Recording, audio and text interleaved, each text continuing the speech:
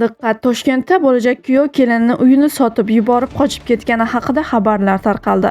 Assalomu alaykum hurmatli tomoshabin, siz Guli TV qisqa xabarlar kanalidasiz.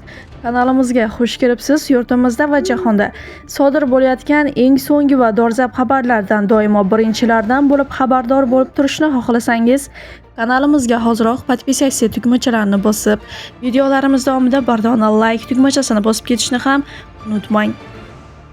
Poytaxtda 27 yoshli yigit bo'lajak kelinning ishonchini suiiste'mol qilib, uning uyini firibgarlik yo'li bilan 240 ming dollarga sotgani aniqlandi.